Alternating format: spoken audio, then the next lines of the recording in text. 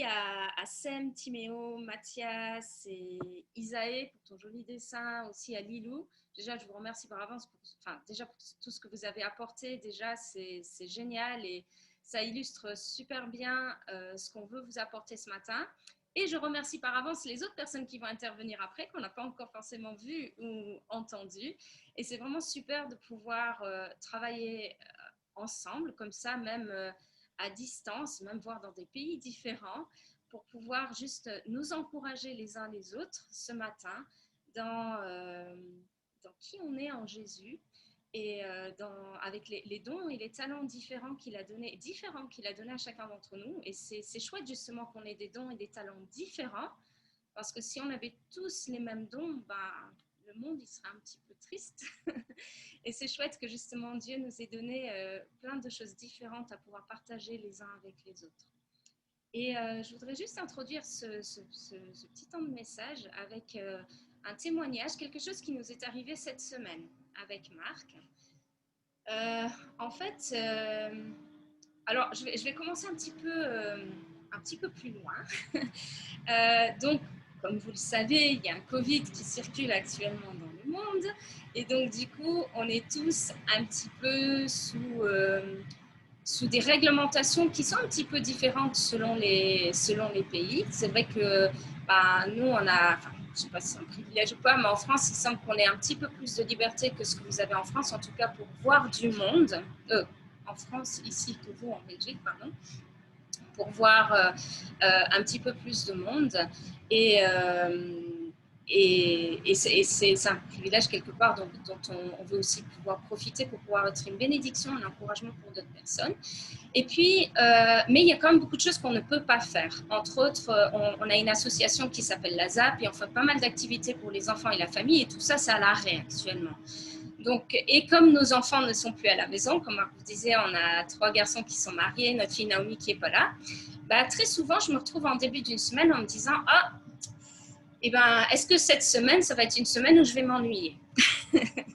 Et donc, en fin de semaine dernière, j'avais encore une fois cette réflexion. Je me dis « Ah, Rachel, cette semaine, est-ce que ça va être une semaine où tu vas peut-être être assise dans le canapé, te tourner les pouces et te demander ce que tu vas faire ?»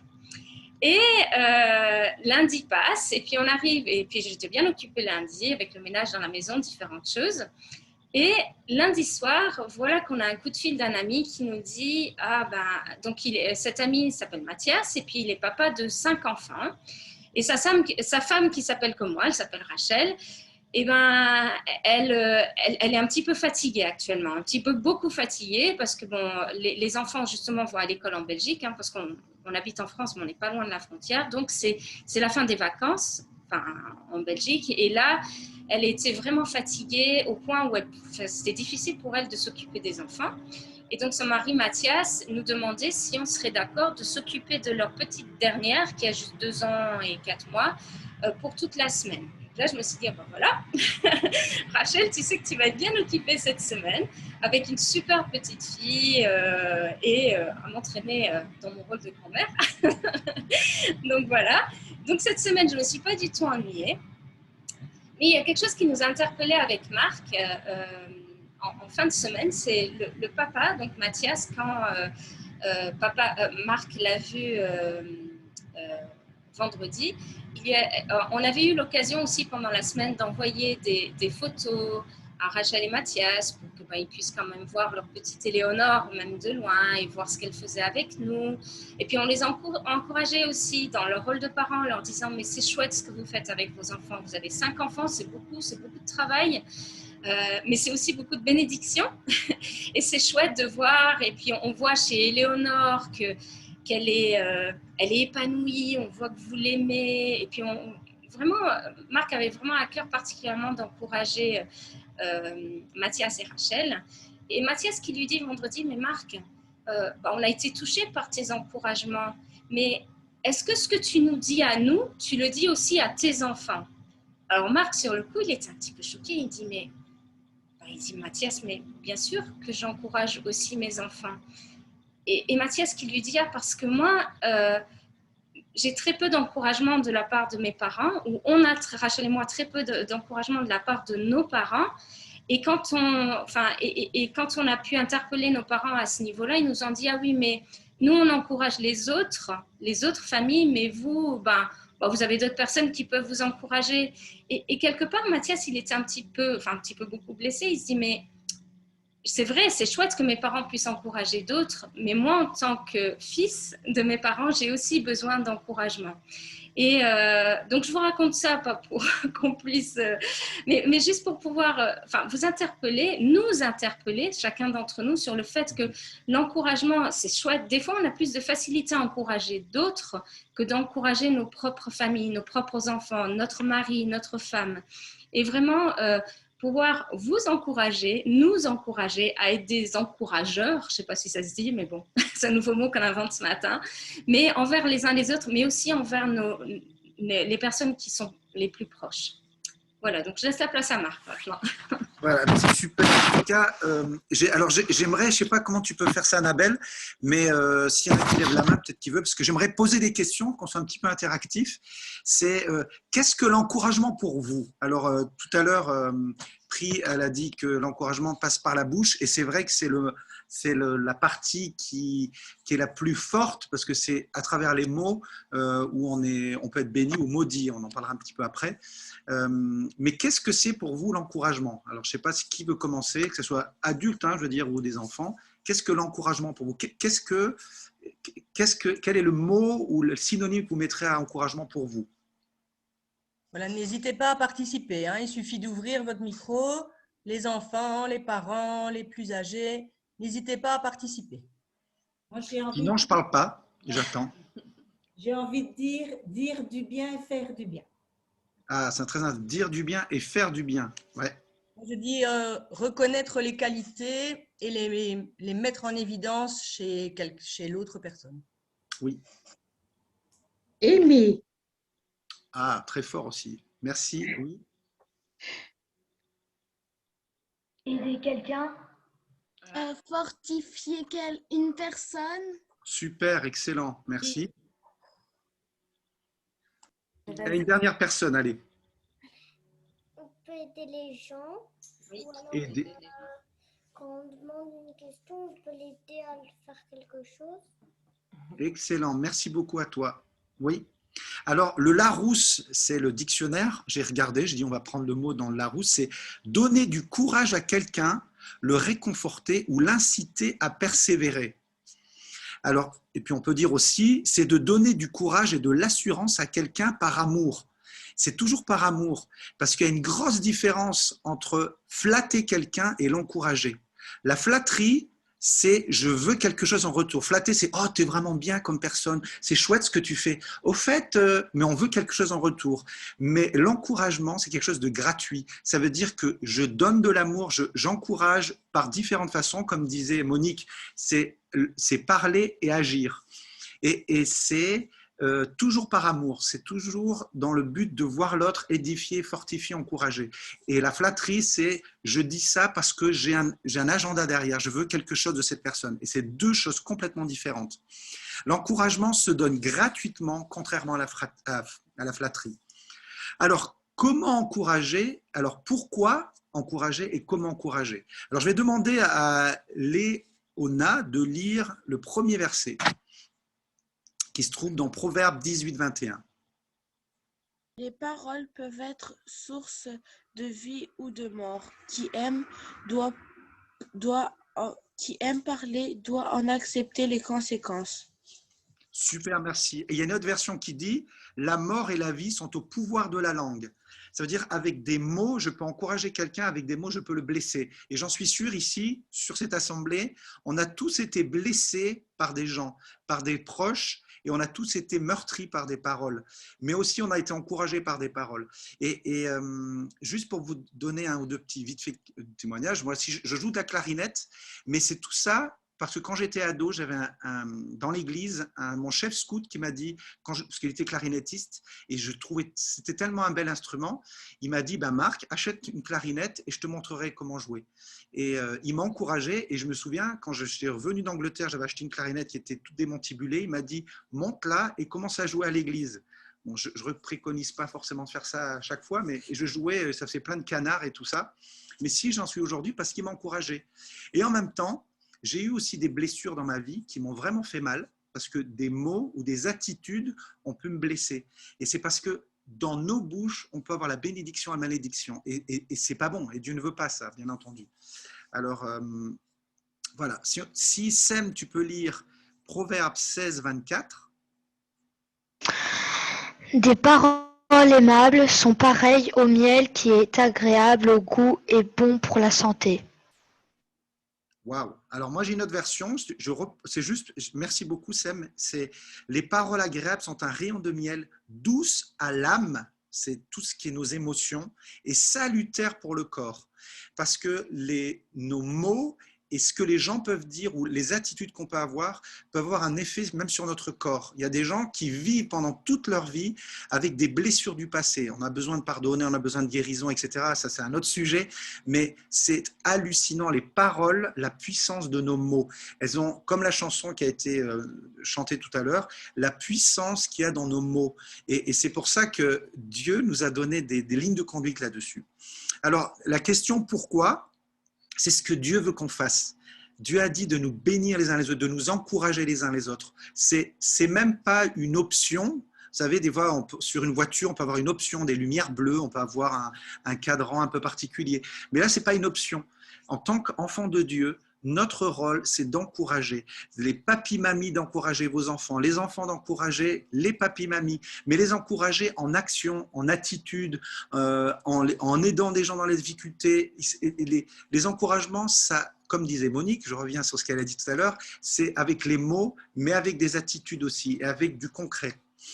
Alors, je ne sais pas en Belgique si c'est pareil qu'en France, mais l'encouragement ne fait pas partie de la culture française. Alors, je ne sais pas en Belgique si ça fait un peu plus partie de la culture belge, mais je sais qu'en France, souvent, que ce soit dans les écoles ou avec des responsables, c'est qu'on dit on ne va pas le dire quand c'est bien parce qu'on le sait. Mais par contre, quand ça ne va pas, on va le dire. Et moi, j'ai souffert de ça parce que mon langage d'amour, pour ceux qui connaissent un peu les langages d'amour, il y en a 5, dont les paroles valorisantes. Moi, les paroles valorisantes font partie de mon langage d'amour. Et j'avais des instits et des profs qui m'ont vraiment blessé. Et même des responsables d'église qui m'ont très fortement blessé.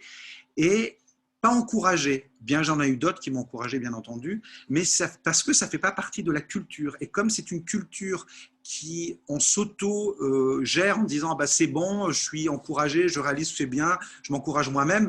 Mais on a besoin des encouragements des autres, on a besoin d'être épaulé par d'autres, on a besoin de voir d'autres personnes qui vivent des difficultés ou qui ont fait des bêtises, j'ai envie de dire, mais qui savent régler ces choses et demander pardon. Et ça, c'est un encouragement.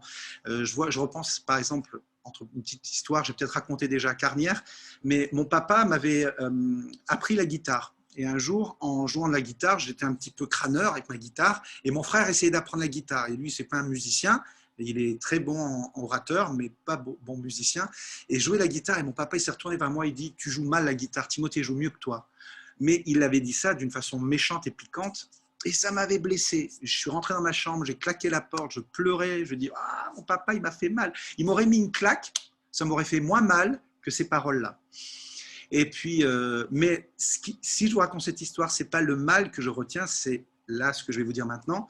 Et après un moment, dans ma chambre, après avoir pleuré et tout ça, parce que ces paroles avaient été virulentes, j'ouvre la porte et je cherche mon papa, je ne le vois pas, puis j'entends... Et je le vois à genoux près du canapé en train de prier. Et puis il se tourne vers moi et dit « Je te demande pardon, Marc, j'ai mal agi, je te demande vraiment pardon ». Et ce qu'il a fait là, il a marqué quelque chose, un jalon dans ma vie très fort, c'est qu'il m'a encouragé parce que son attitude première était tellement méchante, quelque part en parole, ça m'avait blessé, il le savait, c'était fait pour, que quand il m'a demandé pardon, ça a fait quelque chose en moi qui a fait de dire ça, c'est un papa qui m'encourage parce qu'il sait qu'il a foiré, excusez-moi l'expression, mais il sait revenir demander pardon. Et ça m'a encouragé, moi, en tant que papa, quand je n'agissais pas correctement, j'avais une attitude qui n'était pas juste avec mes enfants ou avec ma femme, eh ben de demander pardon. Et ça m'a encouragé et ça encourageait même mes enfants à faire la même chose entre eux aussi. Alors, c'est pour dire aussi qu'on des fois, nos cultures de pays ou de famille n'ont pas été forcément les meilleures pour l'encouragement. Mais ce n'est pas la culture, quelle qu'elle soit, qui doit déterminer notre attitude et notre façon de vivre, c'est ce que la parole de Dieu, elle dit. Et là, normalement, mais là, c'est normal, les micros sont éteints, tout le monde devrait dire « Amen » ou « Oui, je suis d'accord ». Alors, on a le droit de faire ça si vous êtes d'accord. Ah, ça va. Voilà. Alors, c'est ce que Dieu veut que l'on fasse. C'est bon pour les autres et c'est bon pour moi. Si on voit dans la Bible, Paul, par exemple, il était tellement heureux de voir que l'Église prospérait, que les chrétiens grandissaient dans leur foi, lui était fortifié. Et quand on encourage les autres, quand on vient, par exemple, soutenir quelqu'un dans la difficulté, on amène un plat à quelqu'un qui vit un moment difficile, Rachel, ça lui arrive, si elle sait qu'il y a quelqu'un, une famille qui vit un moment difficile, et ben elle va faire un plat, elle va leur donner, et ben ça vient encourager, vient de dire, on est avec vous, et ben nous, en retour, on est bénis, parce qu'on a béni les autres. Et vous savez ce que Dieu nous dit, si on n'a pas le temps d'étaler tout, mais Dieu nous encourage quand il dit « Je t'aime, car Dieu a tellement aimé le monde ». Ça ne vous encourage pas de savoir que le Créateur du ciel, de la terre, il nous aime. Il a envoyé Jésus, son Fils, pour payer à notre place et il nous a donné la vie éternelle. Et ce qui est incroyable, c'est qu'il dit « Vous êtes mes enfants ». Tous là, nous sommes ses enfants, nous avons été adoptés, nous avons été libérés du péché, nous sommes appelés héritiers du royaume des cieux. Mais tout ça, ça doit vous faire booster de joie, de dire mais ça c'est de l'encouragement. Et l'encouragement, la source de cet encouragement vient de qui on est en Christ, cette identité que nous avons. Quand nous savons qui nous sommes en Jésus, quand nous réalisons qu'il nous a pardonné, qu'il nous aime, automatiquement cet amour qu'on saisit de Christ fait qu'on a envie de bénir et encourager les autres. Quand il dit « Je t'abandonnerai jamais, je suis toujours avec toi, je vis en toi par mon esprit », je veux dire, tout peut s'écrouler autour de nous, on peut perdre tout, on peut perdre nos finances, on peut perdre notre maison, on peut perdre toute notre santé même, j'ai envie de dire. Je ne suis pas en train de dire qu'on le veut, mais si on a Christ, c'est le plus beau héritage parce que c'est éternel. Et c'est de là que vient notre joie. Notre joie ne vient pas des choses que nous avons. Même si on veut remercier Dieu pour la maison que nous avons, pour les bénédictions financières, pour les bénédictions, pour la santé, pour tout, ça c'est un encouragement de la part de Dieu. Mais le plus grand encouragement, c'est de savoir qu'on est ses enfants, qu'on a été sauvés, rachetés. Et l'encouragement, elle vient de là, de notre identité, de qui est Christ.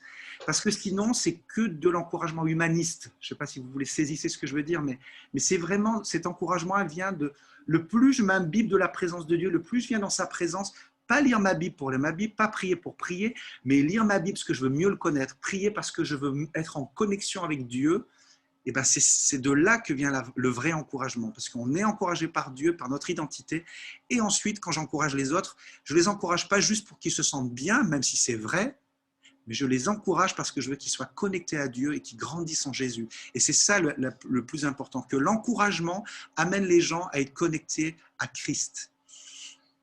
Alors, il faut que j'accélère. Si on sait qu'on est aimé de Dieu, et si on l'aime et qu'on connaît notre identité, ça nous encourage à encourager les autres, comme je disais. Alors, je vais demander à Achéa ou Ochéa, Ochéa, de lire Matthieu 22, 37 à 39, si tu veux bien. Jésus lui répond, tu dois aimer le Seigneur, ton Jésus, de tout cœur, de toute ton âme et de toute ton intelligence.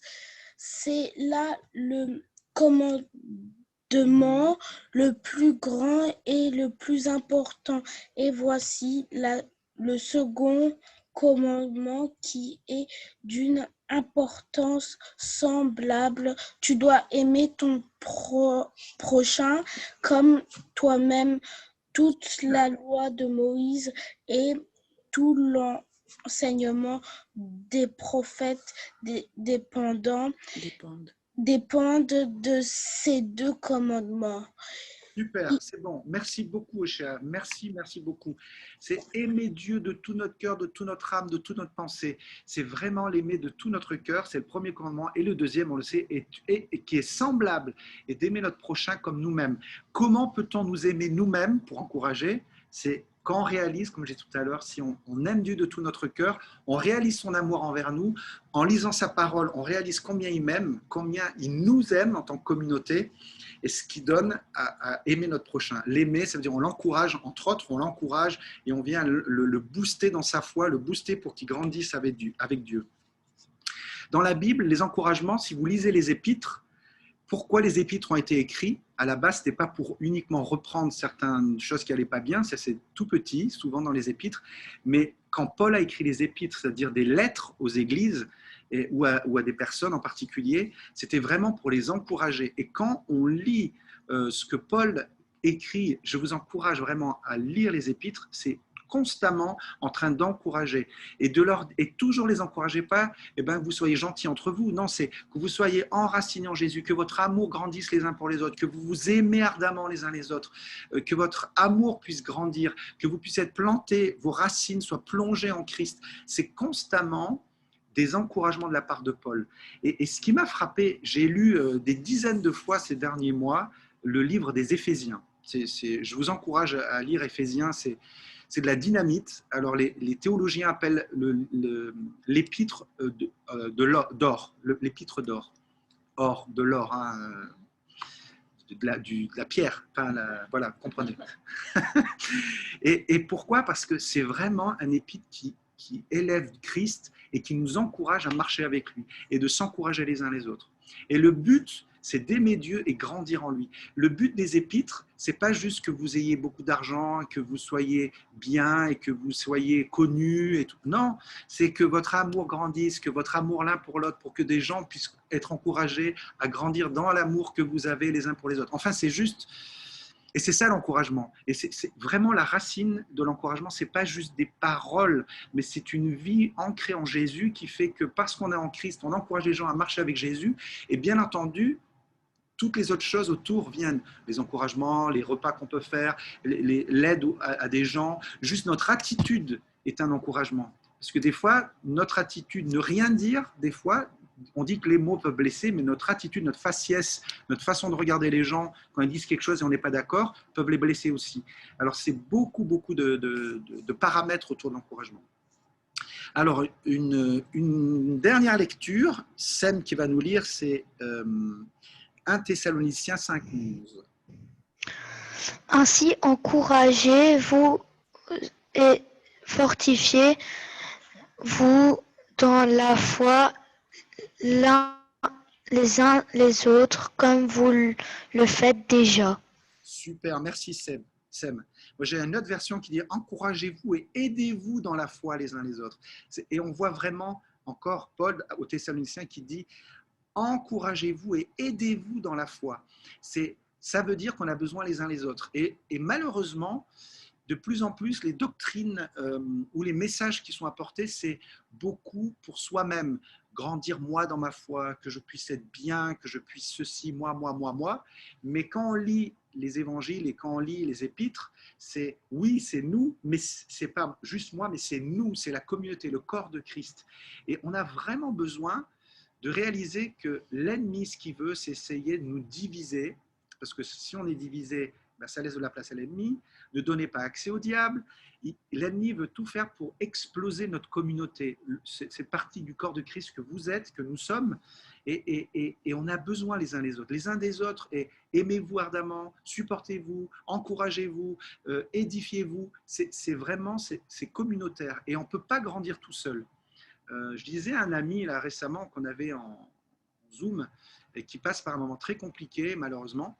Et puis, il ne va plus dans une communauté, alors que ce soit à travers Zoom ou juste avec des chrétiens pour vivre la foi, et ça fait un moment. Et je lui ai dit, mais tu sais, tu es un peu comme quand tu allumes un feu et puis tu as des braises, et tu prends une braise et tu le sors du foyer, des flammes, qu'est-ce qui se passe avec cette braise? Elle s'éteint. Ça veut dire qu'il n'y a plus cette protection, il n'y a plus ce feu, il n'y a plus cette patate, on peut dire patate. Et si on remet cette braise dans les flammes, qu'est-ce qui se passe? Elle reprend vie.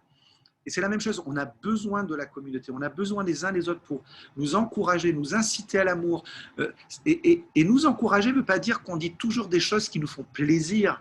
Parce que encourager quelqu'un, c'est de dire, écoute, je t'aime trop pour ne pas te dire ça, mais si tu continues sur cette voie-là, ça ne va pas être bon, tu vas te détourner de Dieu, tu vas passer tu vas dépasser les bornes qui sont bonnes et tu vas te casser la figure si tu continues comme ça. Et dans l'amour, c'est s'encourager aussi à se reprendre les uns les autres, mais dans le sens positif. Alors, on a besoin les uns des autres, l'ennemi nous déteste et l'esprit de ce monde nous attire aussi. Et que faire eh ben, c'est ensemble, on a besoin de vraiment prier les uns pour les autres, se fortifier les uns les autres, s'encourager, se bénir les uns les autres. Alors, juste avant de laisser la conclusion à Rachel, on va vous montrer une petite vidéo. Alors, c'est pas pour faire de la pub, hein, il y a une petite pub, mais c'est juste pour vous montrer quand on est ensemble unis et qu'on s'encourage les uns les autres, on peut faire face à l'ennemi. Alors, on y va.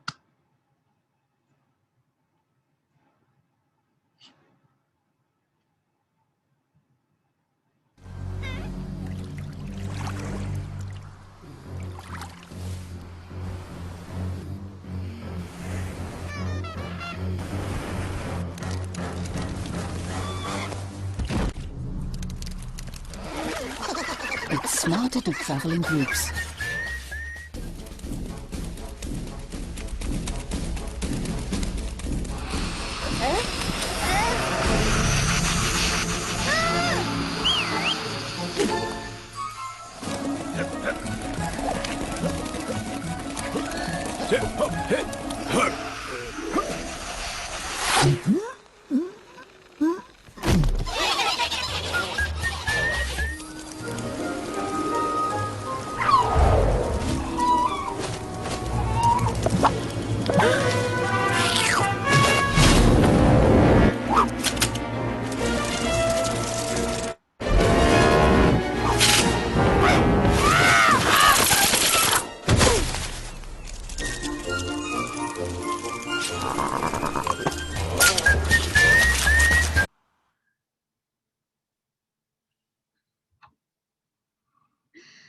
Merci Annabelle pour ton aide, c'est chouette.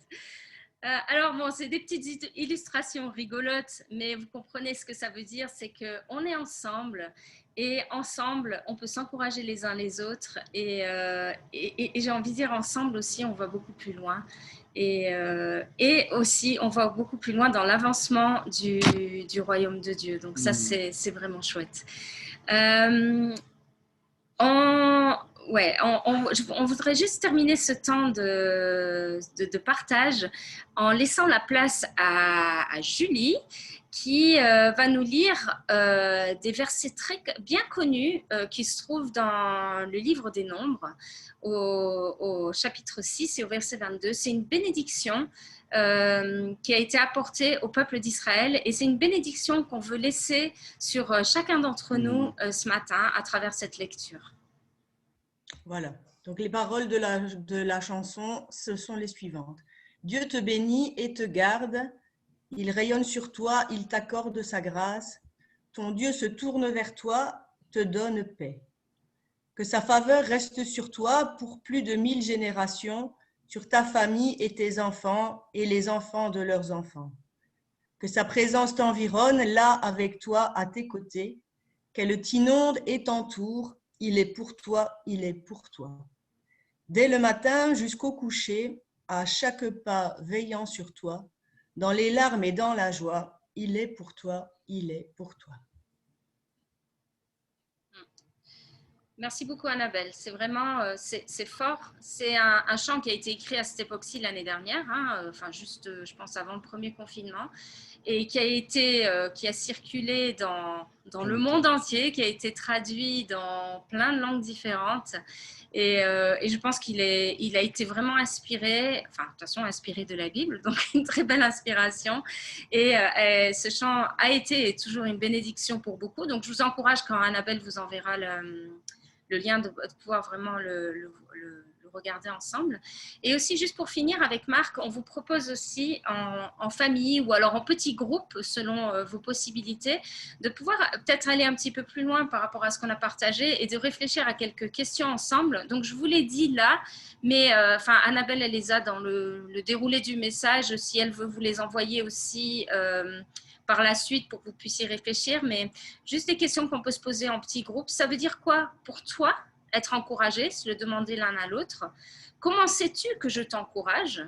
Parce que des fois, voilà, on peut se poser la question, comment est-ce que Dieu nous encourage?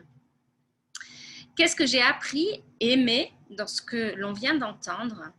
Et en tant qu'équipe de famille ou qu'équipe dans l'Église, en tant que famille d'Église, comment est-ce qu'on peut mettre en pratique le verset d'1 Thessaloniciens qui nous a été lu tout à l'heure par Sem, donc 1 Thessaloniciens 5, 11.